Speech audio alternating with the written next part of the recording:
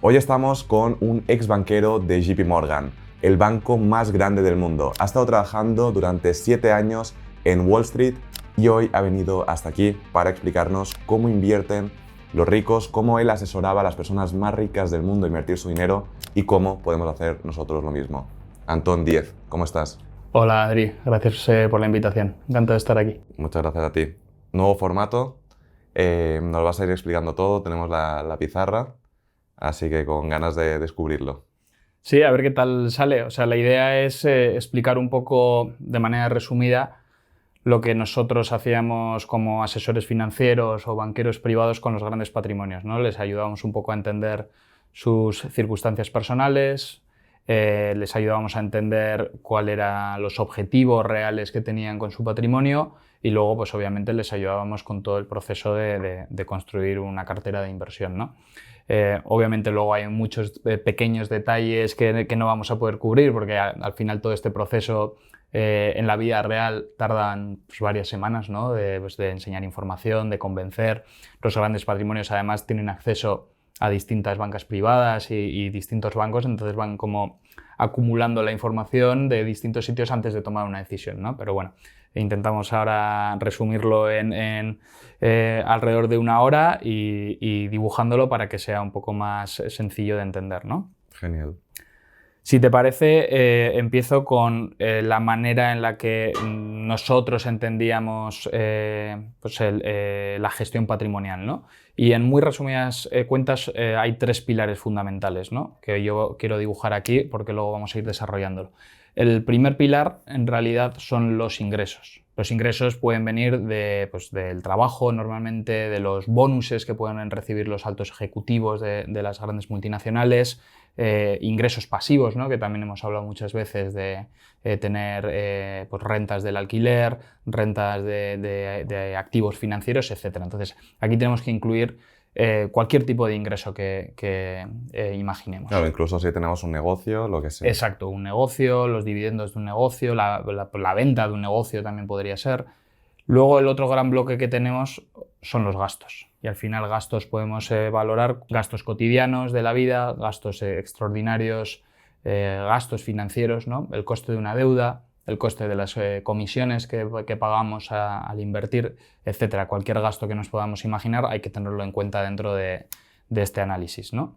Y luego, por último, tenemos el patrimonio existente, que además interactúan los 3 grandes bloques. Porque nuestro patrimonio, depende de cómo lo gestionemos, puede ser una fuente de ingresos o puede ser una fuente de gastos. Es decir, si nosotros tenemos un elevado patrimonio en viviendas de uso personal, los gastos que generan esas viviendas es un gasto neto para nosotros. En cambio, si tenemos esas viviendas y nosotros las alquilamos, generan un ingreso. Entonces, al final, depende de la gestión patrimonial, hay una gran diferencia de cómo estos 3 grandes bloques interactúan a lo largo del tiempo, ¿no? Cuando tú haces una gestión patrimonial eficiente, tu gran objetivo es acumular más patrimonio, generar más ingresos que en realidad se traducen en generar más patrimonio o mantener esta estructura de manera estable a lo largo del tiempo, de tal modo que tú puedas vivir cumpliendo tus objetivos vitales personales y este triángulo interactúa de una manera estable para ti y que tenga sentido, ¿no? Luego a esto habrá mucha gente que dirá, bueno, hay más temas importantes, ¿no? Que hay que tener en cuenta, por ejemplo, la fiscalidad. Pero la fiscalidad forma parte de esto, ¿no? Porque si tú al final te vas a vivir a un país que tenga ventajas fiscales, al final estás reduciendo el gasto y estás aumentando el ingreso, ¿no? Si inviertes en un vehículo de inversión que te da una serie de ventajas fiscales, lo mismo. Pues al final son más ingresos para ti que se pueden traducir en un mayor patrimonio a futuro. Cuando hablamos de deuda o financiación, depende qué deuda. Si tú utilizas un préstamo al consumo que tiene unos intereses súper altos, te va a generar un gasto, ¿no? Y no vas a ser capaz de que eso genere un ingreso neto. Entonces tu patrimonio seguramente se vaya reduciendo. Si tú tienes una financiación, por ejemplo, una hipoteca, que suelen tener tipos de interés muy bajos, el coste de la financiación suele estar por debajo de la revalorización del inmueble y si alquilas el inmueble, los ingresos que vas a generar en el alquiler te van a servir para cubrir el gasto y seguramente para ir aumentando poco a poco tu patrimonio. Entonces, La financiación o las deudas, depende de cómo las utilices, pueden generar ingresos que hacen que aumente tu patrimonio o te pueden generar un gasto que hace que tu patrimonio se reduzca con el tiempo, ¿no? Y el último bloque que a mí me parece muy interesante es todo el tema de los seguros, ¿no? Seguro de salud, seguro de vida, seguro de decesos, etc. Al final, esto es un gasto siempre, ¿no? Porque al final vamos pagando las cuotas mensuales y es un gasto. ¿Qué pasa? Si nosotros tenemos un seguro de vida y fallecemos, al momento nuestra familia recibe un elevado ingreso que pasa a formar parte de su patrimonio. Del mismo modo, si tú tienes un seguro de salud, estás 10 años perfectamente sano y no te pasa nada, has estado pagando todo el rato. De repente tienes una enfermedad grave que supone un gasto brutal. Si no tuvieses el seguro, tendrías que tirar de tu patrimonio, ¿no? Y perderías ese patrimonio. En cambio, como el seguro lo has estado pagando, se hace cargo y de repente tienes un ingreso que hace que tu patrimonio no se pierda, ¿no? Por los gastos médicos y te permite mantener este triángulo. Lo que había sido un gasto durante mucho tiempo, de repente supone un ingreso brutal que hace que se compense todo ese gasto pasado y haga que la mayoría de tu patrimonio prevalezca, ¿no? Entonces, cómo convivamos con estos tres grandes bloques es la clave del éxito, ¿no? Y no hay que diferenciar en, no, esto es para uso personal, esta es mi primera vivienda, etcétera, etcétera. Tú lo puedes al final ver siempre así, ¿no? Como, oye, ¿tiene más sentido tener una vivienda en propiedad? Depende, ¿no? Si ese dinero que estás utilizando en tu primera vivienda es capaz de generarte unos ingresos suficientemente atractivos como para cubrir el gasto de alquiler de una vivienda en la que no tienes en propiedad, pues igual tiene sentido, ¿no? Porque mantienes el patrimonio de una manera financiera que te genera una serie de ingresos y con esos ingresos cubres los gastos. Podría tener sentido. Depende un poco de cómo lo gestionemos, ¿no? Pero siempre hay que ver estos tres bloques y el objetivo de cada uno, al final, que ahora entraremos, de que se mantengan o que el patrimonio o los ingresos vayan creciendo con el tiempo, ¿no? Vale, pues perfecto. Entendido, para que la gente lo acabe de entender. El punto está en que si queremos que nuestro patrimonio aumente, tenemos que tener siempre más ingresos que gastos. Y si tenemos más gastos que ingresos, lo que hace es que directamente nuestro patrimonio vaya perdiendo, que al final el patrimonio, en la mayoría de los casos, no se queda estable nunca, o sube o baja. Es complicado que se estabilice, a no ser que sea exactamente lo mismo los ingresos y los gastos.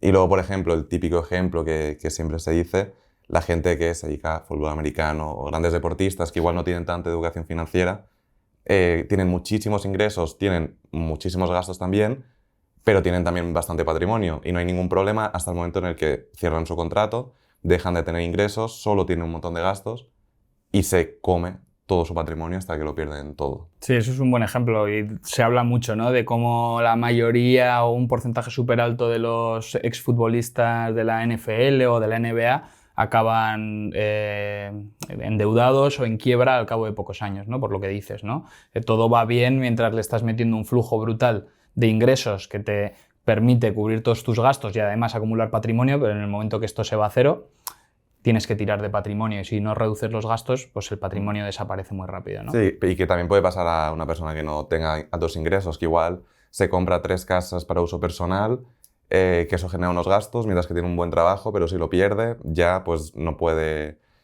bueno, tiene que seguir haciendo frente a los gastos, pero ya no puede, entonces tiene que empezar a vender y ya claro, acaba perdiendo ese patrimonio. Vas perdiendo ese patrimonio que no te genera ningún ingreso y además se va reduciendo y el ingreso que te podía estar generando cada vez es menor, ¿no? Si tú tienes 100.000 euros que te generan el 10%, pues oye, tienes 10.000 euros, pero si te gastas la mitad y tienes 50.000, ya pasas a tener mucho menos, ¿no? Entonces ya te vas metiendo en un problema que se hace un poco bola de nieve de cada vez mi patrimonio genera menos porque me lo estoy gastando, ¿no? Pero bueno, yo creo que es una manera fácil de entender y si te parece voy al siguiente gran bloque. Una vez entendidas las circunstancias personales o cómo hay que entender el patrimonio, lo siguiente que hacíamos en el asesoramiento financiero era entender los objetivos de la inversión, ¿no? Ya tenemos en cuenta estos factores y nos vamos a objetivos de inversión. Y si quieres te borro esto y te explico los bloques que nosotros observábamos dentro de los objetivos de inversión. O sea, cuando analizamos cuáles deben ser los objetivos de inversión de un cliente, nos fijamos en 3 factores principales, ¿no? Primero es el perfil de inversión. Aquí mi superletra.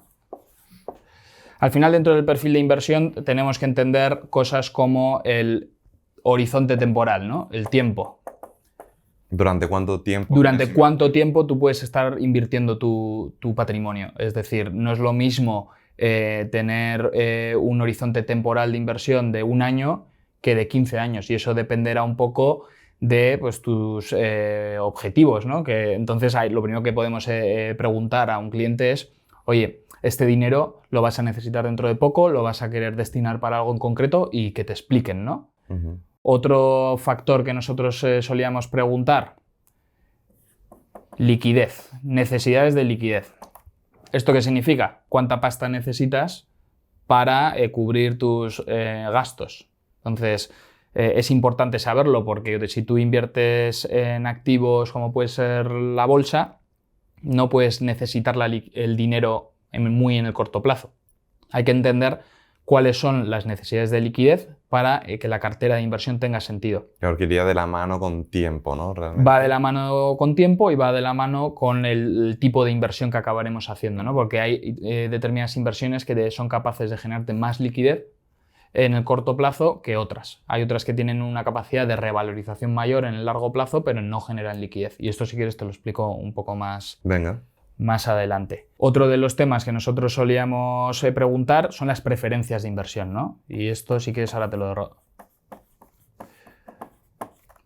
Hay gente que tiene determinada aversión a algún tipo de activo porque ha tenido alguna mala experiencia, hay gente que quiere invertir en empresas que tienen un impacto social positivo, o hay personas que quieren tener la capacidad de poder liquidar toda la cartera de inversión de una manera rápida, y son preferencias que hay que respetar, ¿no? Tú no le deberías comprar activos que no tienen mucha liquidez en el mercado, como puede ser los inmuebles, a una persona que te está diciendo que para él es importante poder liquidar esa cartera de manera rápida, ¿no? Y no le deberías invertir en empresas de tabaco o armamentísticas a alguien pues, que no entra dentro de sus valores, ¿no? Y un cuarto punto que para mí es importante dentro del perfil de inversión es pues, la necesidad de acumulación patrimonial, ¿no? Acumulación.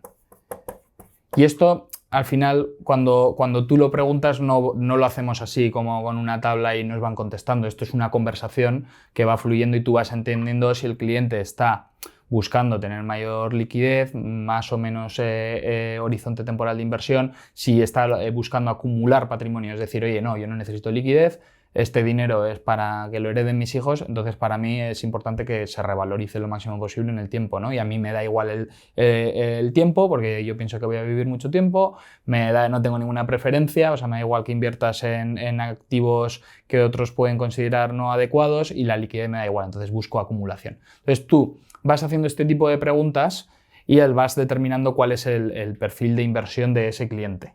Vale, y esta acumulación también podría ser una acumulación, o igual quiere generar algo pasivo, una renta o algo así. También podría ser su objetivo. Claro, esta acumulación puede estar combinada con la liquidez, es decir, yo quiero que mi patrimonio se acumule en el tiempo y crezca, y la liquidez poder gastármela sin descapitalizarme, que se suele decir, lo que hemos dicho, no perder patrimonio, sino tratar de acumularlo mientras mantienes la liquidez necesaria para tus gastos. O puede ser que la acumulación es de todos los dividendos o rentas que recibas se reinvierten, ¿no? Y tú simplemente tienes una estrategia de ir acumulando a largo plazo tu patrimonio y buscar que se revalorice. El segundo punto, y aquí volver a incidir, van muy relacionados y no se preguntan así cuando estás con los clientes, sino que tú vas pues, tratando de entender pues, cuáles son las circunstancias personales de esa persona, ¿no? Sí, también hay que entender que al final los clientes que tú tenías tenían que tener cuenta ahí. Para tener cuenta ahí en banca privada eran más de $10 millones, ¿no? Sí, había distintos equipos a partir de $10 millones, y había otro que era lo que se llama Ultra High Net Worth Individuals, personas de patrimonio ultra grande, que era a partir de $25 millones. Entonces, bueno, pues esta gente suele entender estos conceptos, suele tener vidas, pues... no complicadas, pero están muy ocupados con sus trabajos, generan muchos ingresos, también tienen muchos gastos, etc. Entonces es muy importante entender bien esto y darles un buen servicio. Claro, y al final esto es todo bajado a tierra, como, oye, lo importante de verdad es esto, sin tanta conversación. Exacto, sí. Tú vas conociéndole y le vas diciendo, oye, pero según lo que me cuentas, pues parece que vas a necesitar bastante liquidez, ¿no? Porque tienes estos gastos que me has comentado o te quieres comprar estas casas. Y tú también les paras a veces un poco los pies. Es decir, oye, y esto lo vamos a ver al final, pero a este ritmo te descapitalizas. Te vas a quedar sin el patrimonio. Entonces, vamos a ver con lo que me dices hasta dónde podemos llegar o si tenemos que cambiar tu forma de pensar. O sea, hay un proceso de entrenamiento, ¿no? de la mente, porque obviamente todo el mundo al principio quiere asumir el menor riesgo posible, ingresar lo máximo y poder gastar todo lo que quieras, ¿no? O sea, y al final no funciona así. Pero bueno, el segundo, por seguir con este bloque donde definimos los objetivos de inversión, hay un segundo bloque que es el perfil de riesgo, ¿no? Y al final aquí hay que entender la sensibilidad. ¿Qué es la sensibilidad al riesgo? Es tú, si me estás contando como cliente que quieres que tu patrimonio crezca súper rápido, generar unos ingresos bestiales, pero luego me dices que no te gusta ver que tu cartera cae, cuando la bolsa cae, tenemos un problema de tratar de explicar a ese cliente que lo que me está diciendo no encaja. Entonces hay dos maneras de abordar este tema. Explicamos las bondades de asumir más riesgo, es decir, oye, tú estás asumiendo más riesgo y puedes en el corto plazo ver caídas del valor de tu cartera de inversión, o le dices, podemos tener una inversión muy conservadora, pero no te va a dar para lo que me estás diciendo de los gastos que quieres hacer porque no se va a revalorizar y vas a descapitalizarte, vas a perder el patrimonio. Entonces es muy importante entender la sensibilidad al riesgo, porque lo que no puedes hacer como asesor es, no, tú me has dicho que quieres gastar un montón y entonces yo te meto en una cartera con un montón de riesgo que a largo plazo creo que te va a ir súper bien, pero que estemos al cabo de 2 meses que ha caído la bolsa un 10% y lo estés pasando mal como cliente, no tendría... sí, que no puedas dormir por la noche. Exacto. Que esto le pasa a mucha gente y al final tú como country manager de trade lo debes de ver, que la gente lo que más le llama la atención, al menos en España, es cuentas de intereses que no tienen justamente esto. No hay sensibilidad. Claro. No vas a perder nunca. No vas a perder nunca el dinero, o sea, tú sigues viendo la misma cantidad, lo puedes estar perdiendo vía inflación, porque los precios de lo que consumes a tu alrededor van subiendo, pero no ves fluctuaciones.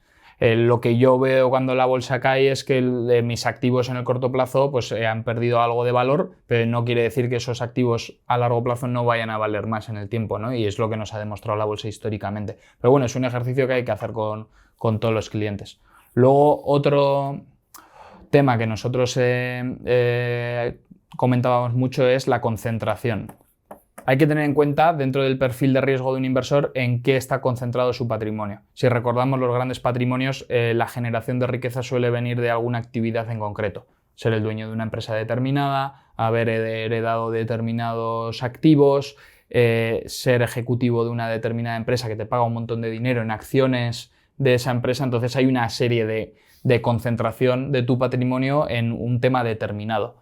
Cuando tú construyes un perfil de riesgo de inversión, tienes que tener en cuenta la concentración que pueda ocurrir dentro de este patrimonio para que el asesoramiento en las inversiones que tú les des reduzca el riesgo de esta concentración, ¿no? Es decir, si tú, yo qué sé, eres un alto ejecutivo de Apple y tienes casi todo tu dinero en acciones de Apple porque todavía trabajas ahí y no las vendes, si tú me vienes con 10 millones de dólares a invertir, lo que vamos a hacer es excluir Apple o excluir empresas tecnológicas de tu cartera para compensar este exceso de concentración del riesgo que tienes a día de hoy, ¿no? Entonces, oye, si las tecnológicas pues caen demasiado y tal, tu cartera pues, tenía otro tipo de activos y se ha compensado una cosa con la otra. Bueno, ¿no? o sea, esto sería ver en qué estás concentrado para diversificar y un poco, oye, claro. Si que en las tecnológicas si tienes todo de Apple, tener un poco de una empresa de algo totalmente distinto que, oye, te compensa un poco. Y si se puede, incluso recomendar eliminar concentración. Es decir, explicarle los riesgos que se están asumiendo y si estarían dispuestos a reducir esa posición y hacerlo de manera más diversificada, ¿no? Al final, lo que yo creo que cuando estuve en tu podcast lo comenté, una de las principales causas de generación y acumulación de patrimonio es la concentración en un activo, ¿no? Montas una empresa que va muy bien y luego la vendes. O eres ejecutivo de una gran empresa y te pagan un montón de dinero en acciones de esa empresa. Pero la destrucción de patrimonio también viene del mismo lado. Invertí todo mi dinero, en BlackBerry y porque pensaba que iba a ser la tecnológica del futuro y luego cayó todo y perdí casi todo mi patrimonio, ¿no? Pues oye, evitamos este riesgo o lo destacamos, ¿no? Dentro del asesoramiento se comenta. Y por último, un tema que para nosotros era muy importante era la capacidad de asumir riesgo. Por un lado teníamos la sensibilidad, es decir, yo me da miedo, no me gusta, no duermo cuando cae mi cartera. Otra cosa es, no tienes capacidad para tener un perfil de riesgo determinado. ¿Por qué? Porque necesitas mucho dinero en liquidez, porque necesitas una alta generación de ingresos o una disponibilidad en el corto plazo de tu patrimonio. No puedes invertir en private equity, ¿no? O no puedes invertir en bolsa, donde necesitas un horizonte de inversión por lo menos de 5 años. Entonces hay que entender muy bien, volviendo al punto anterior, pues oye, si tus gastos, tus ingresos te permiten tener la capacidad de asumir un riesgo determinado, porque tú me puedes decir que tu sensibilidad al riesgo es altísima, yo quiero que me metas toda la caña que puedas en la cartera y aquí en mi capacidad todo me está diciendo que no lo haga, porque si nos pilla a contrapié tenemos un problema y tenemos que liquidar toda tu cartera en el corto plazo y mal venderla, que digamos. Entonces, oye, hay que tener muy en cuenta pues, la capacidad, ¿no? Sí, o incluso en private equity, que hay que ir pagando un poco, igual llega un día que te dicen hay que invertir esto y no lo tienes. Exacto. Y pierdes toda la inversión. Exacto. Y volviendo al tema, esto no lo preguntamos así, pero te van contando cosas, vas hablando con ellos y te vas sacando las conclusiones tú, ¿no? Como asesor y vas como marcando, oye, pues esto que me dice tiene sentido o esto que me dice de la sensibilidad no tiene sentido con la capacidad o con la concentración. Entonces vas jugando un poco en lo que es la definición del perfil de riesgo. Vale, y el tercer punto en realidad, Adri, es la situación actual, ¿no? Del cliente, que sería el tercer gran punto. Situación. Y esto es un poco pues, dentro de la misma conversación. Oye, ¿cuáles son tus activos existentes y futuros, ¿no? Y futuros, perdón por mi letra, futuros. Seguro que alguien nos dice luego que mi letra es mal. Deudas. ¿Por qué? Porque al final ya has definido pues las apetencias personales de esa persona, te ha contado pues, lo que quiere, has entendido su perfil de riesgo y también estás entendiendo su situación personal, ¿no? ¿Qué activos tiene ahora? Si espera decir, oye, no, yo ahora tengo solo 10 millones, pero es que mis padres tienen 95 años y soy hijo único y tienen un patrimonio de 150 millones, ¿no? Entonces, hay un patrimonio futuro esperado que le va a llegar, entonces, oye, hay que tenerlo en cuenta. O las deudas que está asumiendo, simplemente tomas un snapshot de la situación personal del cliente y combinas toda esta información pues, con todos los puntos anteriores y al final determinas como asesor y con las herramientas que tienes a tu disposición dentro de la banca privada para ya ir entendiendo cómo vas a hacerle una propuesta de cartera de inversión a este cliente. Que esto realmente lo puede hacer todo el mundo y debería hacerlo todo el mundo de vez en cuando, ponerse con un papel y boli y apuntar su situación, su patrimonio, lo que tiene, el coche, la casa, la deuda, la hipoteca, todo lo que tiene para poder tener realmente su patrimonio real con activos, pasivos y saber lo que hay. Hay poca gente que se pone a calcularlo. Sí, o sea, esto en realidad es independiente de la situación personal de cada uno y el dinero que tengas. O sea, cualquier persona que quiera tener unos buenos hábitos financieros debería hacerse estas preguntas, ¿no?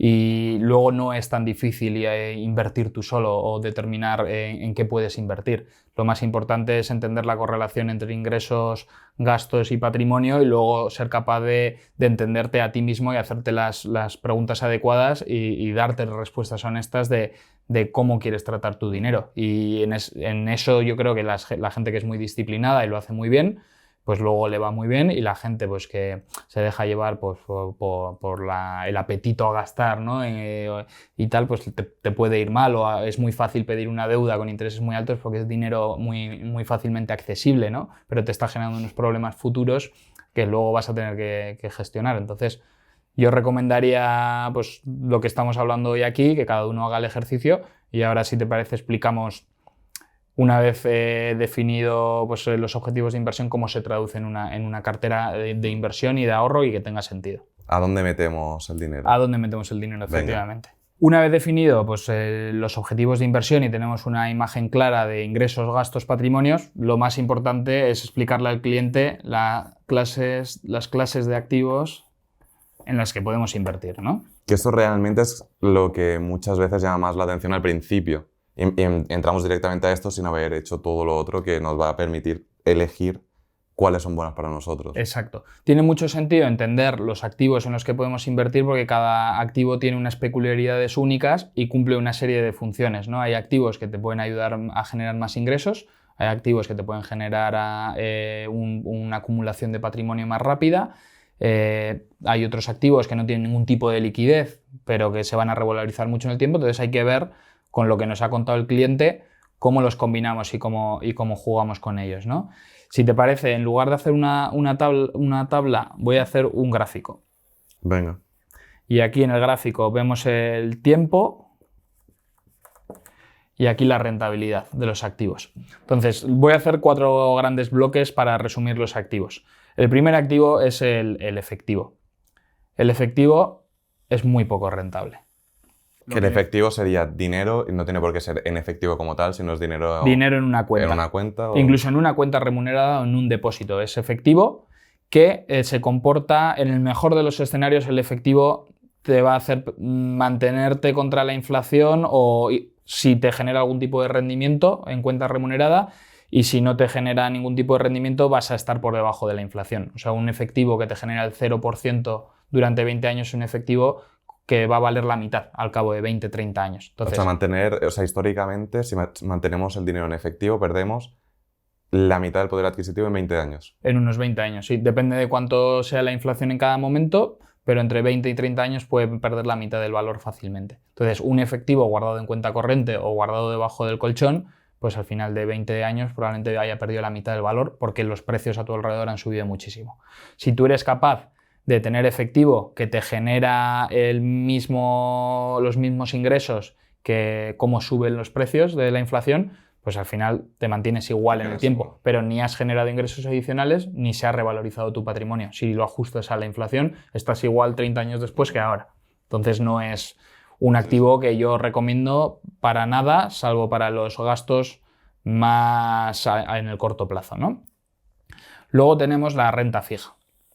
Y la renta fija te da un poco más de rentabilidad porque la renta fija al final es prestar el dinero. Tú le prestas el dinero a gobiernos y a empresas durante un determinado tiempo y por ello te pagan unos intereses.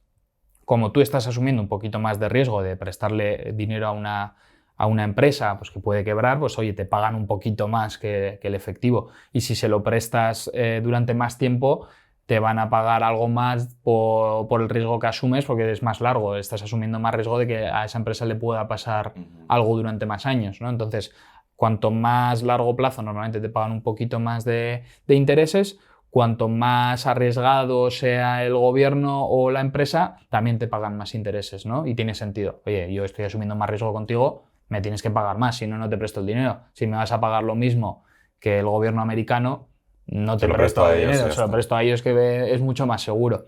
Entonces, este tipo de activo, ¿qué ventajas tiene?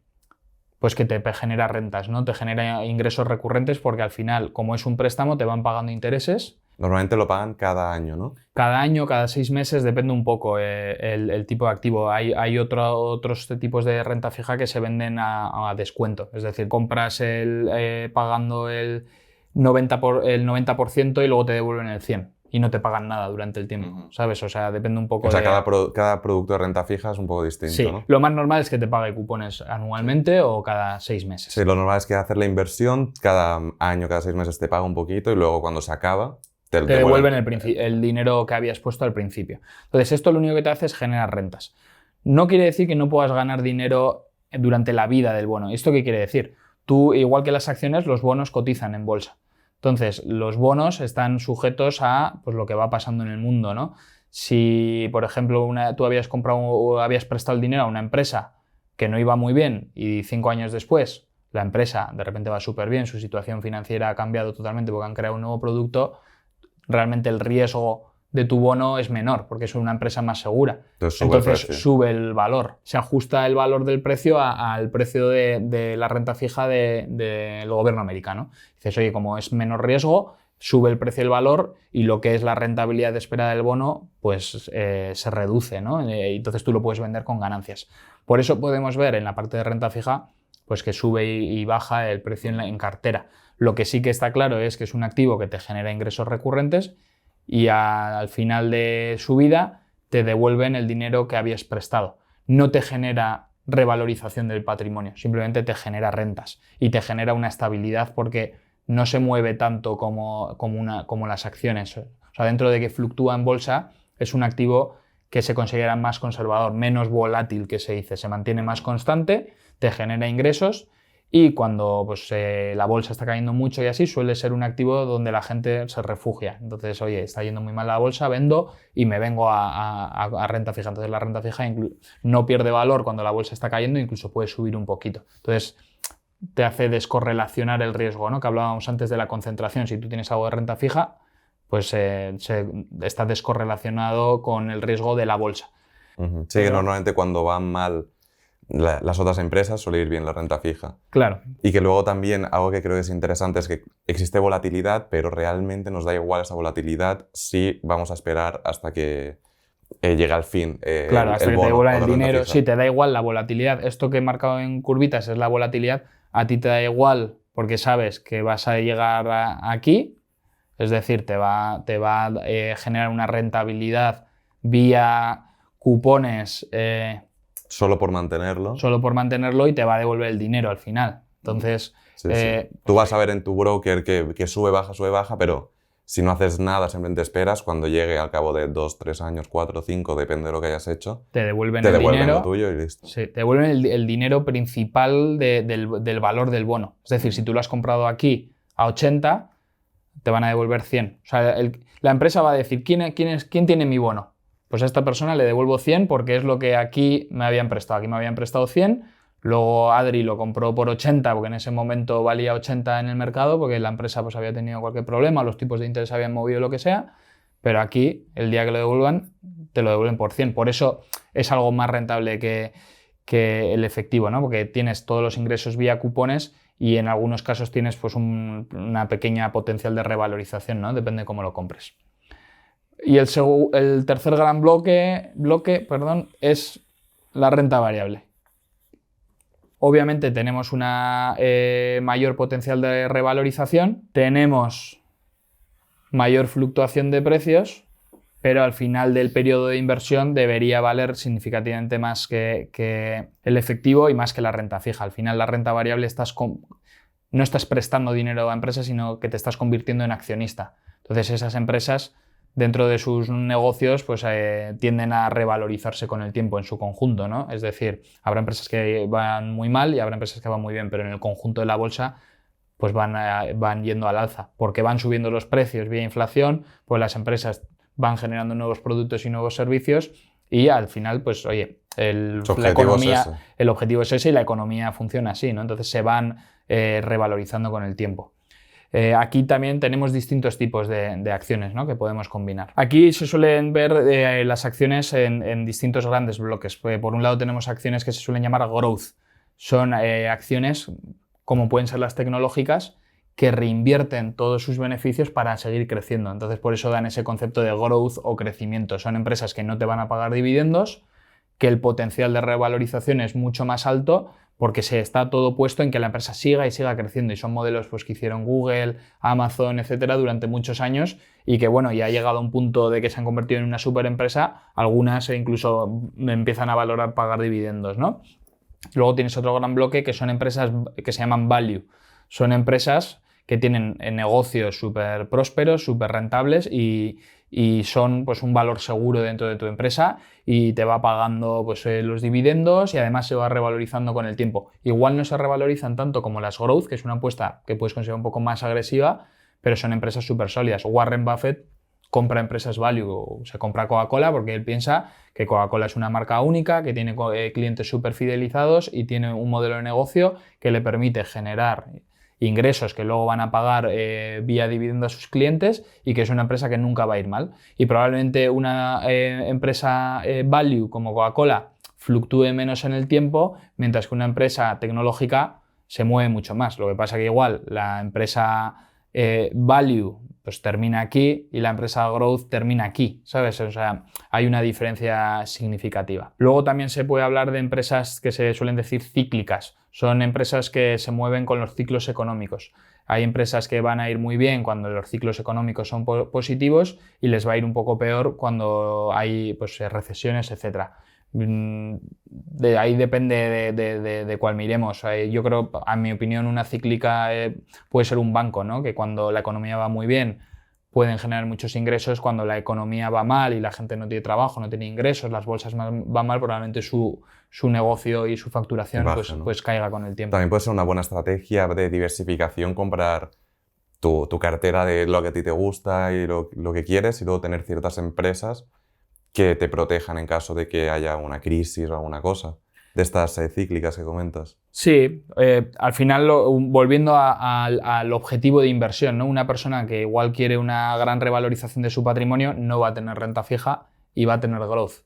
Una persona que tiene una sensibilidad al riesgo adecuada y tiene la capacidad de asumir riesgo, pero quiere generar ingresos, tampoco le voy a meter tanta renta fija, pero igual le meto empresas value porque van a generar eso, un mayor dividendo, un mayor ingreso, ¿no? Entonces, vas jugando con este tipo de activos de tal modo que cumples con el objetivo de inversión, ¿no? Entonces teníamos las growth, las value, cíclicas. Bueno, cíclicas igual las podemos poner más o menos por aquí. Dentro de las value. Sí, porque sí, un poquito por debajo. Pero luego tenemos las defensivas, ¿no? Que estarían incluso por debajo del value. Una empresa defensiva, ¿qué puede ser? Pues una empresa que vende, yo qué sé, gas o electricidad. Son empresas que no tienen ningún negocio que puedan crecer exponencialmente.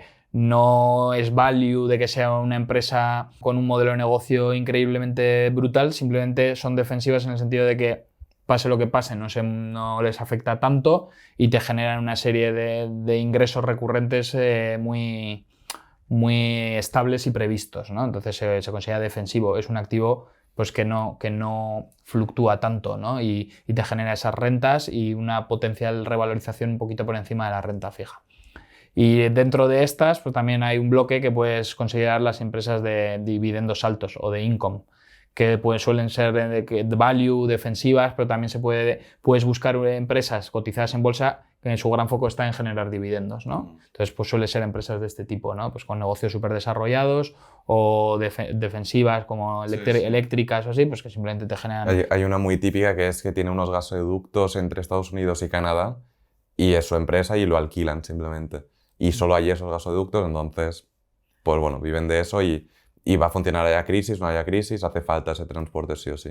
Sí, pues sí, al final su objetivo es que el accionista reciba sus dividendos y la operan de tal modo ni que va a crecer, ni que va a caer, ni nada. Simplemente, oye, vamos a generar el dividendo de este año o vamos a intentar... Lo que ganamos lo repartimos. Claro, eso es. Entonces son empresas que se suele decir income, que ya te digo que no es que haya grandes bloques, sino que pues, hay empresas value o defensivas que generan income, hay empresas que crecen mucho, pero que también tienen negocios súper estables y entonces, pues oye, interactúan un poco y tú ya vas seleccionando pues, el vehículo de inversión que te dé esa exposición que tú quieres, ¿no? Y el último gran bloque, de hecho voy a borrar aquí, tenemos la renta variable, la renta fija y el efectivo, pero voy a borrar porque vamos a hablar de las inversiones alternativas.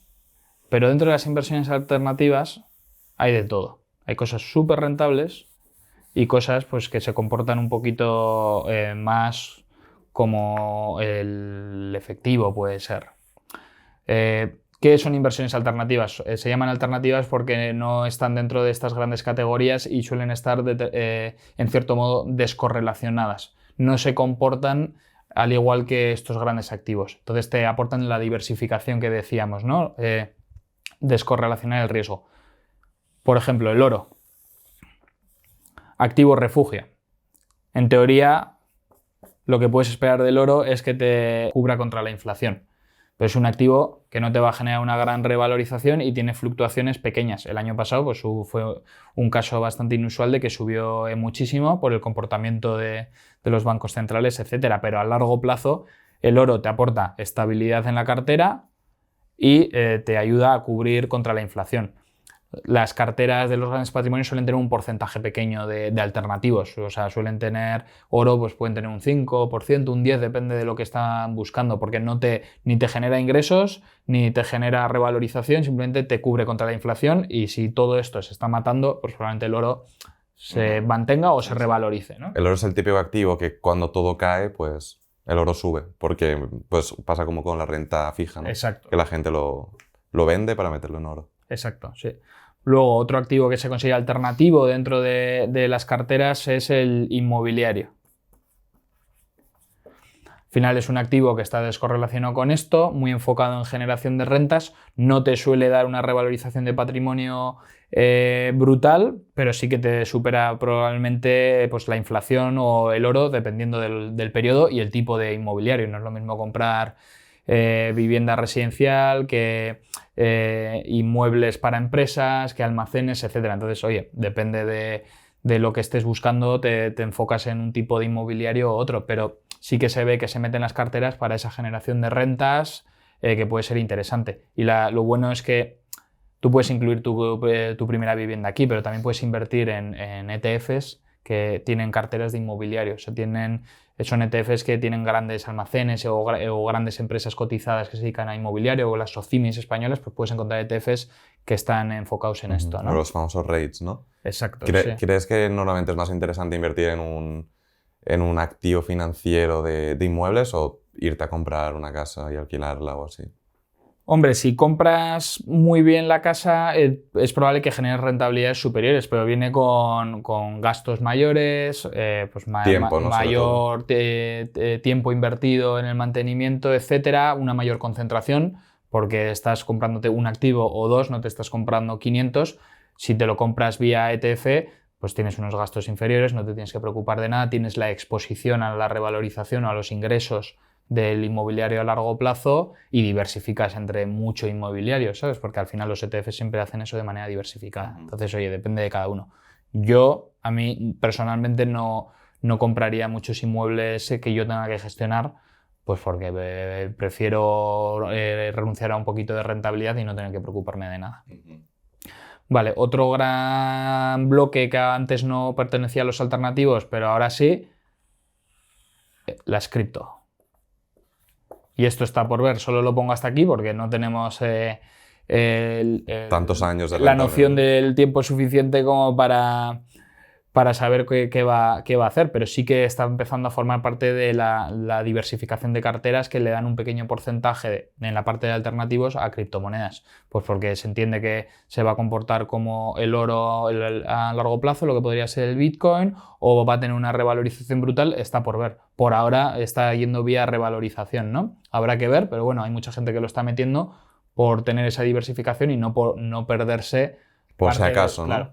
Y tú piensas, si tú metes un 5% de tu cartera aquí, si esto se va a cero, el resto de tu cartera que te ha ido dando la rentabilidad esperada, pues probablemente compense la pérdida. Entonces no concentras mucho, simplemente metes un poquito. Cuando tú estabas en JP Morgan, ¿ya se hablaba de criptos o aún no tanto? No, yo salí de JP Morgan en 2021. Obviamente se hablaba, pero no se valoraba meter dentro de las carteras. Yo creo que... A día de hoy ya sí que se hace, ¿no? Creo que está encima de la mesa, por eso se lanzaron los ETFs de Bitcoin en Estados Unidos, porque los grandes patrimonios y los inversores institucionales están valorando meterlo. Y luego habría otros dos bloques que son los hedge funds.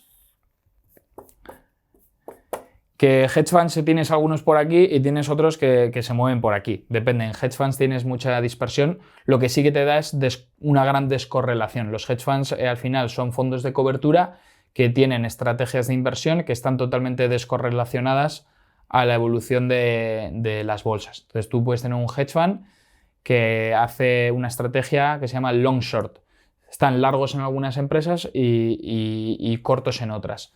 Hay otros que hacen estrategias que se llaman market neutral, que lo que buscan es no tener ningún tipo de exposición a la evolución del mercado. Tú puedes hacer una estrategia market neutral, por ejemplo, comprando Coca-Cola y poniéndote corto en Pepsi. Y tú intentas buscar que Coca-Cola lo haga mejor que Pepsi y no asumes ningún riesgo de mercado porque al final no tienes la exposición al alza y a la baja, la tienes compensada una con otra porque son empresas del mismo sector, de la misma bolsa y todo. Entonces buscas neutralizar el impacto de la evolución del mercado, que ya sabes que las acciones se mueven con el mercado a veces, o igual tienes una empresa que va genial, pero si el mercado cae un 20%, la empresa esa seguramente va a caer por el efecto del mercado. Protegen, ¿no? Entonces hay estrategias market neutral, hay estrategias de hedge fund que son de tendencias macroeconómicas, de tipos de interés, de divisas, etc. Entonces, ¿qué te aporta esto? Una diversificación brutal, no necesariamente una rentabilidad superior. O sea, depende, pueden ser súper rentables o no ser muy rentables, depende de la estrategia. Pero siempre tienen que ir en contra de la rentabilidad de la bolsa. Puede coincidir que lo hagan igual o peor que la bolsa en un momento dado, pero está descorrelacionado. O sea, no el efecto de la bolsa ha conllevado que la gestión del hedge fund haya ido mal. Está descorrelacionado. En teoría, deberían hacerlo mejor cuando la bolsa tiene una gran caída. El hedge fund, como no está siguiendo a la bolsa, debería... pues oye, compensar eso, ¿no? Pero puede darse de que lo haga también mal en ese año dado. Pero igual el año siguiente la bolsa lo hace relativamente bien, sube un 5% y el hedge fund te sube un 25%. Te buscas esa descorrelación de activos, ¿no?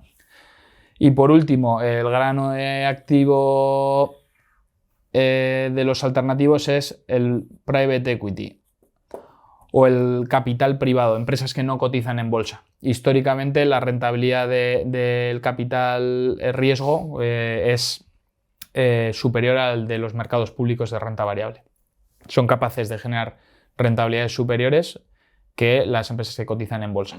Y si lo piensas... Sí. No, perdón. No, si lo piensas tiene sentido. Al final son empresas que no cotizan, que normalmente no están tan optimizadas a nivel gestión, a nivel recursos financieros. Entonces hay profesionales que son los gestores de fondos de private equity que se compran empresas que no cotizan y las ponen en valor. Optimizan la estructura de capital, cambian al equipo gestor, eliminan todas las ineficiencias, etcétera, las gestionan durante 5 o 10 años y luego las sacan a bolsa o se las venden. Entonces, al final, tu fondo hace que el fondo de inversión tenga unas rentabilidades brutales. El gran problema, que no tiene liquidez. O sea, tú al final estás metiendo tu dinero para comprar empresas que no cotizan en bolsa, entonces no puedes sacar el dinero si tú quieres, porque a ti te coge el gestor y te dice, no, tu dinero lo he comprado esta empresa de calcetines, ¿sabes? Hasta que yo no venda esta empresa o la saque a bolsa, no te puedo devolver el dinero. Entonces hay una iliquidez brutal y volviendo al bloque anterior, ¿no? Hay gente que no quiere tener esa iliquidez o no se la puede permitir. Entonces no puedes tener private equity dentro de tu cartera. Si tú tienes un horizonte temporal y el largo y unas expectativas de revalorización de tus activos súper alto, es la persona que ponía antes de ejemplo de no, yo quiero que mi patrimonio se revalorice lo máximo posible, pues se lo voy a hacer a mis hijos. Pues oye, le tienes que decir que tiene mucho sentido meter una parte significativa de la cartera pues en private equity porque la revalorización a largo plazo va a ser más alta. Y esto lo hacen mucho las fundaciones, los endowments de las universidades americanas tienen mucho peso en private equity porque al final ellos tienen miles de millones de patrimonio bajo gestión y lo gestionan mirando a décadas para adelante. Dicen, oye, no. O sea, yo ya sé que el private equity es ilíquido, tendré una parte de efectivo para hacer cargo a mis gastos, pero necesito que la bola vaya creciendo más y más para seguir dando becas, para seguir construyendo en favor de la universidad, etcétera, etcétera. Sí. O sea, básicamente es, tú inviertes tu dinero con varios inversores, los especialistas van a comprar empresas que no cotizan en bolsa, las mejoran y luego las venden. Exacto. O las sacan a bolsa, que al final es una forma de venderla también. Y luego te devuelven el dinero. Pero es un plazo de inversión de 10 casi años, 10 ¿no? años, estamos hablando. Sí. Entonces, oye, tener que esperar 10 años a que te devuelvan el dinero, no todos lo queremos o lo podemos hacer. Pero bueno, al final, entre estos 4 grandes bloques, es donde nos movemos a la hora de construir la cartera de inversión y tratamos de hacer match entre lo que nos ha dicho el cliente con los activos que tenemos a nuestra disposición para cumplir esos objetivos de inversión. Una vez ya definido pues, los objetivos de inversión y entendido las clases de activos, hacemos la construcción de carteras. Hemos entendido cuáles son los objetivos de inversión del cliente, cuáles son las clases de activo que tenemos a nuestra disposición, ahora tenemos que combinarlos para que la cartera que creamos tenga sentido para los objetivos de inversión. El gran primer paso sería la distribución estratégica de activos, que en inglés es Strategic Asset Allocation. Aquí lo que determinamos es el peso que va a tener cada activo en la cartera, independientemente de si utilizamos un ETF, si utilizamos un gestor. O sea, simplemente definimos, tú tienes que tener tanto peso en renta variable, tienes que tener tanto peso en alternativos, tienes que tener tanto peso en renta fija y dentro de esos pesos distribuimos entre las regiones, geografías, sectores, value, growth, etc. Este es el paso más importante que se toma porque históricamente y a nivel estadístico y todos los estudios que se ha hecho, entre el 75 y el 95% de la rentabilidad y el riesgo de una cartera viene determinado por la distribución estratégica de activos. ¿Esto qué quiere decir? Que el simple hecho de decidir yo quiero tener 100% renta variable americana o yo quiero tener 100% de mi dinero en efectivo va a determinar entre el 75% y el 95% de la rentabilidad que tú vas a tener a futuro y del riesgo que estás asumiendo. Da igual lo que el gestor que elijas, da igual que luego hagas pequeños movimientos de tu cartera, la realidad es que esta pequeña decisión, y es la más importante, es la que va a determinar todo. Esto es como la ley de Pareto, ¿no? Que muchas veces nos liamos en qué acción, qué ETF, qué no sé qué, cuando lo importante es ponerte y decir, oye, 50% bolsa americana, 40% esto y 10% esto. Claro. Es lo realmente importante. Por eso es tan interesante la gestión pasiva, ¿no? O comprarte un ETF todos los meses y hacer DCA, porque al final el hecho de estar invirtiendo en acciones ya te va a dar entre la mayoría de la optimización de tu cartera. Ya puedes esperar que tu rentabilidad de media a largo plazo sea la de la bolsa americana, ¿no? Si estás invirtiendo en el S&P 500. Y ahí está todo. Ya si te compras un ETF o otro, un gestor otro, no va a cambiar nada. Otro segundo bloque, que no es tan importante, pero que hacíamos nosotros en banca privada, es la distribución táctica de activos. Es el Tactical Asset Allocation. El Tactical Asset Allocation te da entre un 0 y un 10% de rentabilidad o riesgo adicional. O sea, puede no aportarte nada, hacer movimientos tácticos, o te puede aportar hasta un 10 de rentabilidad y riesgo adicional sobre la cartera. ¿Qué son movimientos tácticos? Sin cambiar tu distribución estratégica a largo plazo puedes hacer lo que se llama sobreponderaciones o infraponderaciones. Tú, como al final tienes el asesoramiento de expertos, te dicen, oye, es que ahora es un súper momento para comprar empresas tecnológicas. Tú, dentro de tu estratégica asset allocation, igual tenías un 15% en empresas tecnológicas, como todo el mundo te está diciendo que tiene mucho sentido tener más, en vez de tener un 15%, durante un periodo de tiempo determinado pasas del 15 al 20%, por ejemplo. Haces un cambio táctico. No te desvías del plan a largo plazo, pero le metes pequeñas desviaciones tácticas para intentar optimizar. Eso tiene sentido y pues te puede salir bien o te puede salir mal y no te aporta nada haber hecho el movimiento táctico. Pero sí que se busca aprovechar pues esas tendencias de mercado y no quedarse 100% quieto. Pero si por ejemplo haces un movimiento táctico con una tecnológica, con tecnológicas, si tienes 20% y te sale bien, igual ya pasas a tener un 30% de tu cartera claro, en eso. Tendrías que vender. Tendrías que vender y volver siempre a tu estrategia a largo plazo con la distribución estratégica de activos. Vale. Al final es eso, y tratar de aprovechar cada momento del mercado, pero no aporta tanto. Yo cuando salgo a hablar de inversión a largo plazo, yo le explico a la gente hacer una distribución estratégica. Cómprate un ETF de bolsa, hazlo todos los meses y olvídate, porque tienes casi todo el valor aquí. No te pierdas en si el oro el año pasado subió no sé qué, si ahora parece que los bancos europeos tal. Lo puedes hacer, puedes intentarlo, pero hazlo solo con una pequeña sobreponderación o una pequeña infraponderación y no te desvíes de lo que realmente está marcando tu futuro. Intenta aprovecharlo si quieres, pero esto en banca privada se hacían desviaciones tácticas un 5% arriba o un 5% abajo. Es muy pequeño. Y el tercer gran bloque, los gestores. Al final, esto nos aportan entre el 5% y el 15%. Esto no es rentabilidad, esto es rentabilidad y riesgo que aportan a tu cartera. O sea, la distribución estratégica te aporta hasta el 95% de la rentabilidad y riesgo a largo plazo que va a tener tu cartera. Los gestores que selecciones te van a aportar entre un 5 y un 15% de la rentabilidad y riesgo adicional. Porque al final depende qué gestor elijas, puedes tener más riesgo o menos. Si tú eliges un fondo de inversión de gestión activa que tiene muy pocas acciones dentro del fondo, estás concentrándote el riesgo en unas pequeñas acciones, probablemente te aumente la exposición de rentabilidad y riesgo potencial de haber seleccionado ese gestor, aumenta, ¿no? Te da un mayor peso.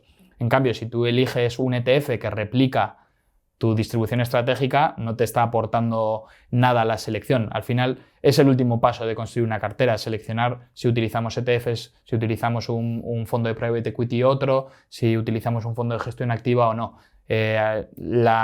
Volviendo a lo mismo, si no sabes quién va a ser el gestor adecuado, no te compensa buscar este 5% y vete a optimizar en el 95% comprándote un ETF del índice, ¿no? Porque volvemos, todo el valor que vas a obtener a largo plazo en tu inversión viene de la selección del activo. Entonces, si tú eliges la gestión indexada o pasiva, buscas este valor, que ya es suficientemente bueno. Queremos la rentabilidad media anualizada del activo que hemos elegido. No necesitamos tratar de sacar un poquito más de rentabilidad con movimientos tácticos o buscar un gestor que supere la rentabilidad del índice, cuando en realidad la mayoría no lo superan, ¿no? Entonces, pero se va por este proceso de construcción de carteras. Y obviamente una cartera para alguien que quiere tener una revalorización a largo plazo tendrá pues, muchas acciones growth, una cartera que para alguien que solo necesita generar rentas y no quiere asumir ningún riesgo, pues tendrá mucha renta fija. Y bueno, esto es lo que has dicho tú antes, ¿no? De que cada uno tiene que buscar lo que le cuadra. Y hay herramientas para decidir cómo invertir. Hay robo-advisors que haces cuestionario y te dice, oye, tu perfil de inversión es muy arriesgado, muy conservador, tienes más renta fija, le puedes preguntar a ChatGPT, decirle, oye, yo tengo estas circunstancias personales, ¿qué cartera, cómo estaría distribuida? Y te va a explicar cuál es la distribución estratégica. Y luego ya a nivel gestor eliges una plataforma u otra. Uh-huh. Y el último gran paso, y cuál sería la guinda del pastel, sería hacer una simulación de Monte Carlo. Ahora te voy a explicar lo que esto significa, pero básicamente ya hemos entendido al cliente, hemos explicado las clases de activo, hemos explicado cómo se construye la cartera y le venimos al cliente a enseñar una simulación de Monte Carlo de la cartera modelo que le proponemos y se la solíamos comparar con otro tipo de carteras.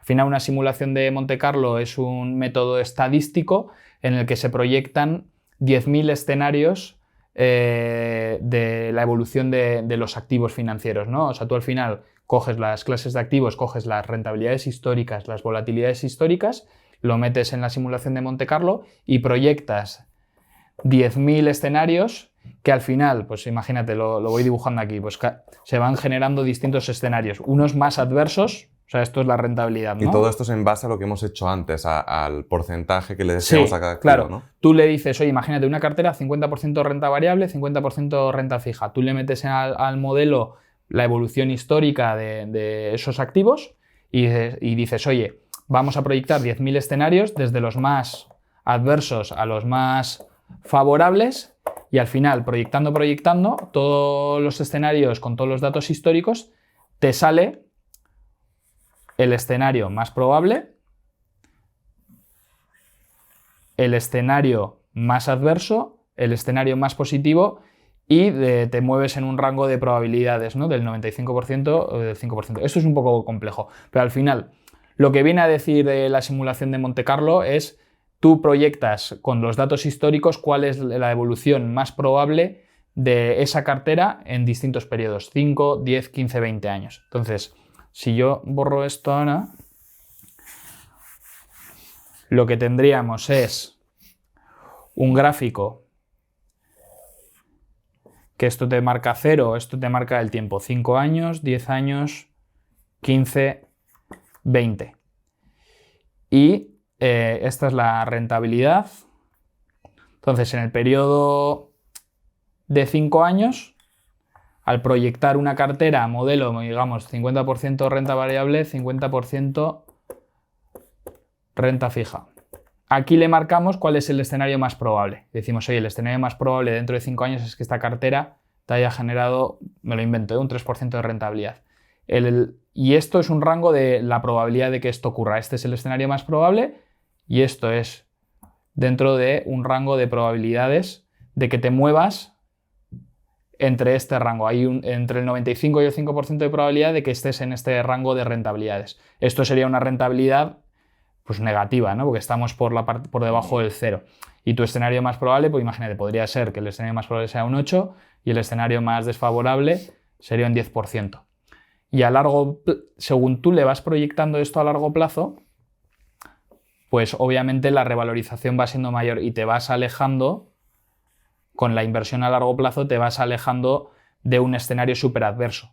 Y a largo plazo lo que te demuestra la simulación de Monte Carlo es que tu inversión, por un lado, la dispersión de rentabilidades, esto en realidad lo deberíamos cambiar porque a más largo plazo la dispersión de rentabilidades va más pequeña. Y al final, tu dispersión después de 20 años de inversión es más pequeña y está alejada del cero. Tu escenario más improbable después de 20 años es que hayas ganado pues, un 5. Porque a largo plazo pues, los activos se revalorizan, especialmente la bolsa. Entonces, aquí le vas enseñando un poco al cliente las bondades de la inversión a largo plazo, cómo se va reduciendo los escenarios más adversos según más tiempo estás invertido y cómo a largo plazo buscas la rentabilidad promedio. Y este ejercicio no se hace solo con una cartera. Tú le vas explicando al cliente, si te parece borro aquí, cómo se comportan las de distintas carteras, ¿no? Entonces, si un cliente no tiene claro lo que quiere decir invertir en 100% renta variable, pues le dices, no, pues 100% renta variable, los primeros 5 años es esto. Puede pasar de todo. Después de 10 años es esto. Después de 15 años es esto. Y después de 20 años estás aquí, ¿sabes? Esto es el escenario más probable de rentabilidades de 100% de 100% renta variable. Pero si te vas a renta fija, le dices, obviamente, la dispersión de una cartera 100% de renta fija es menor, porque se mueve menos, eso lo hemos hablado antes, ¿no? Todavía puedes perder un poco de dinero en renta fija, pero al final, incluso por esto probablemente esté aquí, pero te vas moviendo en rentabilidades inferiores, menos dispersión, pero menos que tu escenario más probable pues va a ser muy, muy regular a términos de rentabilidad. Entonces tú le vas enseñando esto al cliente. Y el último ejercicio que nosotros hacíamos con la simulación de Monte Carlo es incorporarle gastos. Entonces a esa misma cartera de 50-50 que decíamos antes, tú le vas incorporando una serie de gastos. Entonces el cliente en los primeros 5 años ha gastado algo de dinero, tienes por un lado la rentabilidad de la cartera, por otro lado tus gastos, pero gastos personales. Sí, es decir, lo que hablábamos antes de los 3 bloques, tú tienes tu patrimonio generando una rentabilidad esperada, pero a la simulación le estamos metiendo un escenario en el que te estás gastando 300.000 euros al año. Entonces le vamos restando a la cartera 300.000 euros todos los años. Y la simulación de Monte Carlo lo que nos va enseñando es que, bueno, esto le podemos abrir un poco así la dispersión, pero nos va enseñando que a pesar de estar invirtiendo de manera adecuada y que la dispersión de rentabilidades va bajando, tienes una probabilidad de que tus gastos no se compensen con los ingresos, y la simulación de Monte Carlo nos dice que al cabo de 20 años te has descapitalizado, has perdido dinero. Has perdido dinero porque tus gastos están arrastrando tu cartera, la rentabilidad que obtienes no compensa los gastos. Entonces en la simulación de Monte Carlo te sale una proyección así, hacia abajo. Entonces le estás explicando al cliente, con lo que tú me has contado, lo que hemos determinado que dan cada activo y la distribución estratégica que hemos decidido no funciona. ¿Qué hacemos? ¿Asumimos más riesgo o reducimos el gasto? Entonces dentro de ese asesoramiento tú le explicas... O ganamos más. Claro, o ganamos más dinero y tenemos que quitar la renta fija y nos tenemos que ir al 100% para poder quedarnos aquí, o reducimos el gasto, porque vas a perder el patrimonio y tú me has dicho que quieres dejarle X dinero a tus hijos, entonces no funciona. Entonces esto es como la guinda del pastel de todo lo que te ha explicado el cliente. La estrategia de inversión la has propuesto ya y ves si resulta o no. Y si no resulta, es normal volver con el cliente y decirle, oye, tenemos que valorar lo que hemos comentado, porque no es posible. Tú me lo has explicado, yo te he explicado lo que hay ahí fuera, pero con lo que me estás diciendo no salen las matemáticas. Entonces, ¿qué hacemos? ¿Reduces gasto? ¿Aumentamos riesgo? ¿O qué hacemos? Entonces, oye, todo esto se hace a través de una simulación de Monte Carlo. Bueno, y ahora mucha gente de la audiencia se preguntará, ¿y cómo hago yo una simulación de Monte Carlo? Al final estamos hablando de grandes patrimonios y banca privada, esto no es necesario. Al final, con entender